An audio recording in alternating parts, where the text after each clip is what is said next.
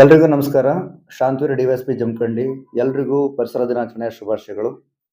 ಆತ್ಮೀಯರೇ, ಈ ವರ್ಷದ ಮಾರ್ಚು, ಏಪ್ರಿಲ್, ಮೇ ತಿಂಗಳಲ್ಲಿ ನಮ್ಮ ಕರ್ನಾಟಕದಲ್ಲಿ ಕೆಲವು ಜಿಲ್ಲೆಗಳಲ್ಲಿ ಸುಮಾರು 45-46 ಡಿಗ್ರಿ ಸೆಲ್ಸಿಯಸ್ಸು ಇರ್ತಕ್ಕಂಥದ್ದನ್ನ ನಾವು ನೋಡಿದ್ದೀವಿ. ಇದರ ಪರಿಣಾಮವನ್ನು ನಾವು ಆಗಲೇ ಎದುರಿಸಿದ್ವಿ. ವಿಶೇಷವಾಗಿ ನಮ್ಮ ರಾಷ್ಟ್ರ ರಾಜಧಾನಿ ಡೆಲ್ಲಿಯಲ್ಲೂ ಸಹ 52 ಡಿಗ್ರಿ, 53 ಡಿಗ್ರಿ ಸೆಲ್ಸಿಯಸ್ಸು ಉಷ್ಣಾಂಶ ಇರ್ತಕ್ಕಂಥದ್ದನ್ನು ನಾವು ಗಮನಿಸಿದ್ದೀವಿ. ಅದಕ್ಕೆ ಈ ಮುಖಾಂತರ ನಾನು ನಿಮ್ಗೆ ಹೇಳೋದು ಅಂತ ಹೇಳಿದ್ರೆ, ನಮ್ಮ ಮನುಷ್ಯ ಚಟುವಟಿಕೆಗಳು ಅಂದರೆ ಪರಿಸರ ವಿರೋಧಿ ಮನುಷ್ಯ ಚಟುವಟಿಕೆಗಳನ್ನು ಏನು ಜಾಸ್ತಿ ಮಾಡ್ತಾ ಇದೀವಿ, ಇದೇ ರೀತಿಯಾಗಿ ನಾವು ಮುಂದುವರಿಸಿದ್ರೆ ಅಥವಾ ನಾವು ಪರಿಸರ ಮಾಲಿನ್ಯವನ್ನು ಜಾಸ್ತಿ ಮಾಡ್ತಾ ಹೋದರೆ, ಪರಿಸರದ ಬಗ್ಗೆ ನಿಷ್ಕಾಳಜಿ ತೋರಿಸಿದ್ರೆ ಖಂಡಿತವಾಗಿಯೂ ಮುಂದಿನ ದಿನಗಳಲ್ಲಿ ಇದರ ಬಹುದೊಡ್ಡ ಪರಿಣಾಮವನ್ನು ನಾವೆಲ್ಲರೂ ಎದುರಿಸಬೇಕಾಗುತ್ತೆ.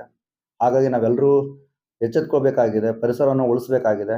ಆ ನಿಟ್ಟಿನಲ್ಲಿ ನಮ್ಮ ಇಲಾಖೆ ವತಿಯಿಂದ ಒಂದು ಸಣ್ಣ ವಿಶೇಷ ಪ್ರಯತ್ನವನ್ನು ಮಾಡ್ತಾ ಇದ್ದೀವಿ.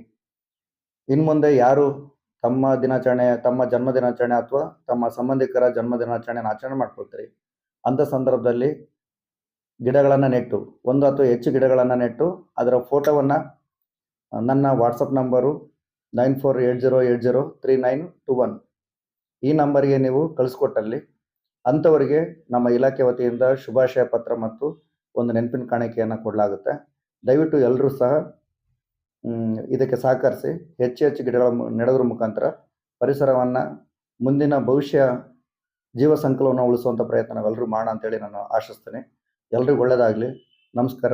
ಜೈ ಸಾಲ್ಮಾರ್ತ ತಿಮ್ಮಕ್ಕ. ನಮಸ್ತೆ.